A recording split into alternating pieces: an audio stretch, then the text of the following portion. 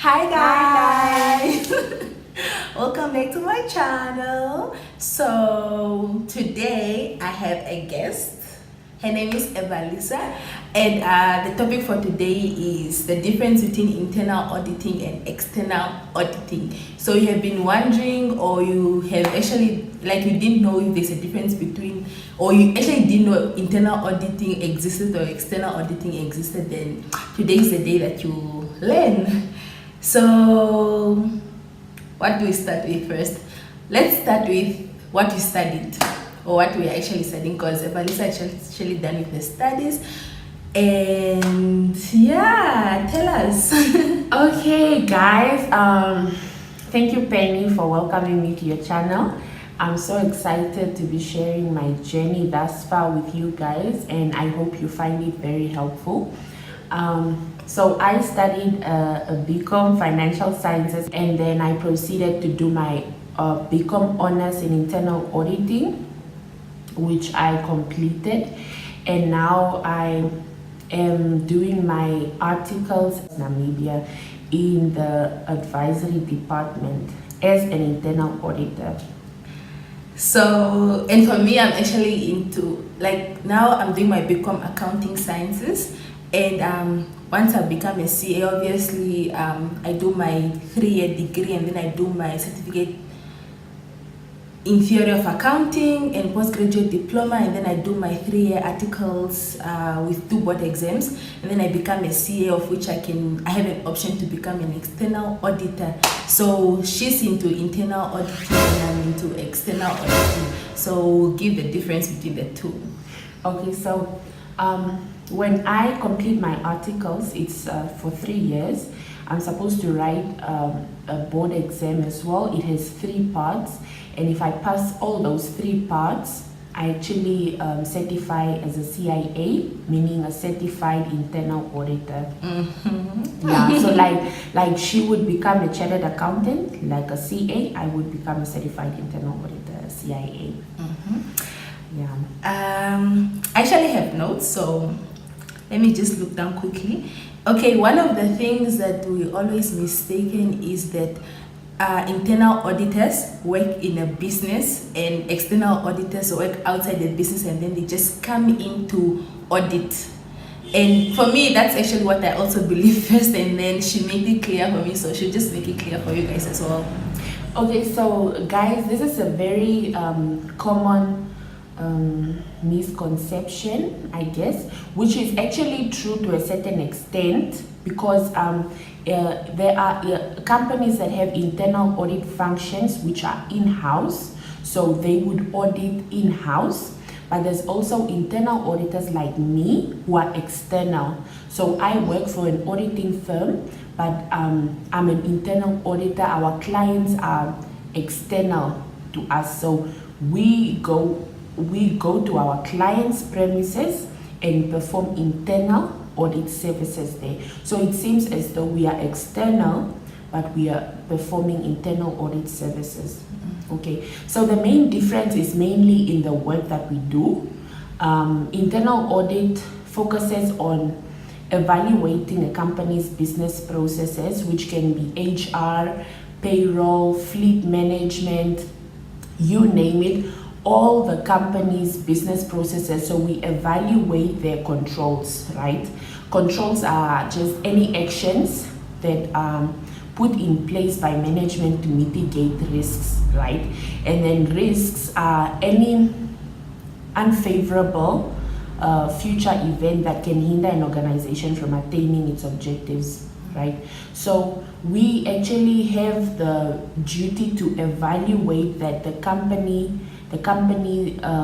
controls are working effectively to actually mitigate the risks that the company may face, so that the company may continue operating as a going concern.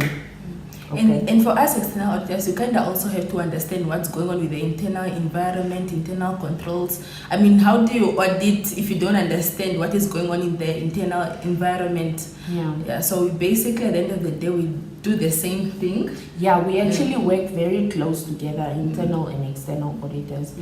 Yeah, we work very close together. So Yeah, and the other thing is that internal. Okay, I'm actually reading this. It's an article that I found on the internet. It's that internal auditors are responsible to report to management, well, that's internal auditors are responsible to report to management, and external auditors are responsible to report to stakeholders or shareholders. Yeah. And that is actually wrong to an extent, actually. Yeah. Or is it Okay. completely wrong? Okay. I understand where the confusion comes from, but we actually report to the audit committee, because at the end of the day, we are still auditors who need to be independent and objective. Just like external auditors. Yes, just like external auditors. So we actually report to the audit committee. We have direct access to the audit committee. However, that is we also report administratively to the CEO for like administrative issues, like for example, the resources that the internal audit function needs. We report things like our staff complement. We report things like leave.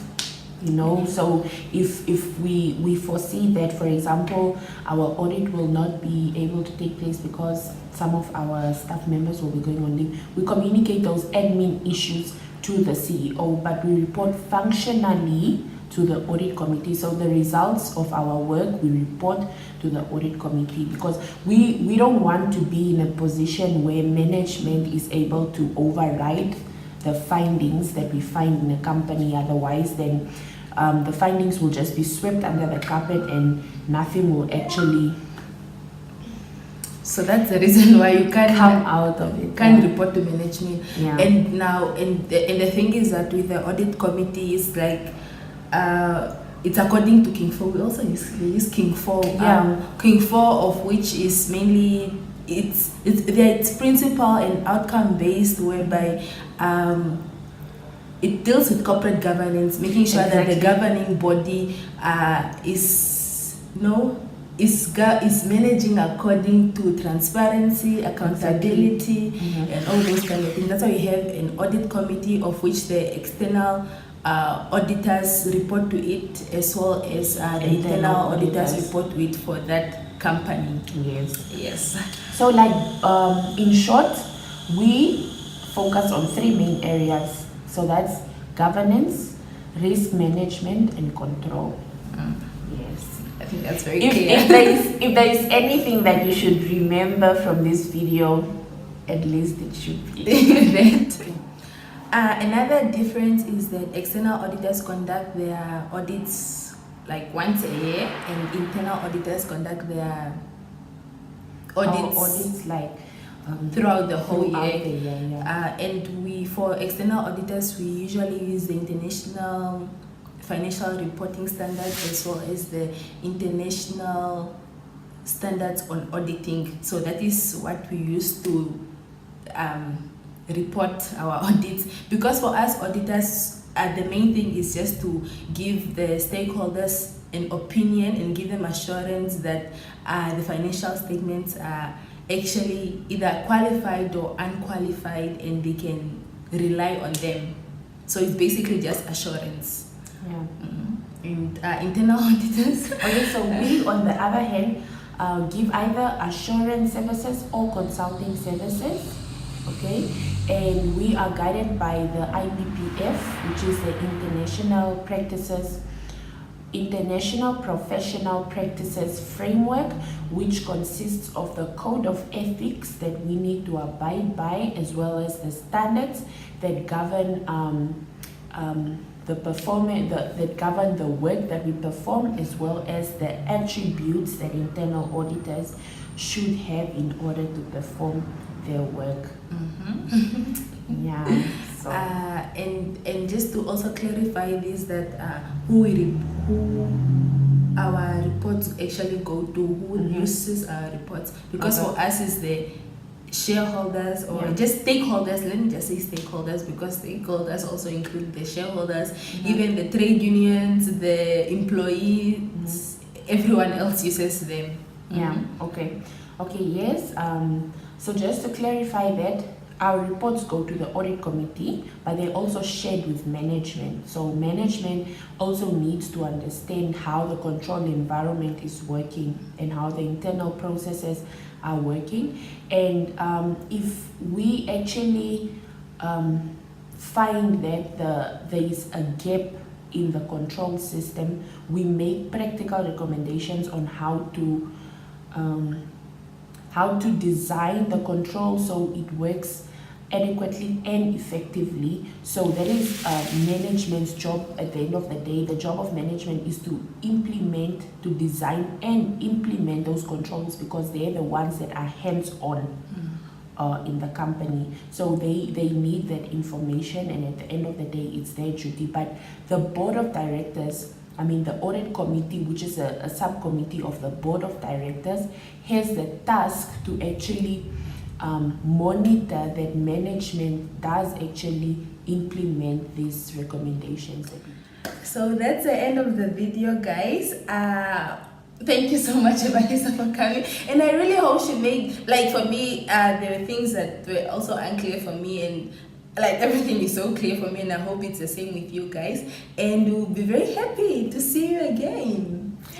Thank you so much. It was such an honor to actually share what I just did with you guys, and I hope you find it very useful. If you have any questions, please just keep the questions coming. Comment down below. Yes, please. I'll be actually happy to address your questions.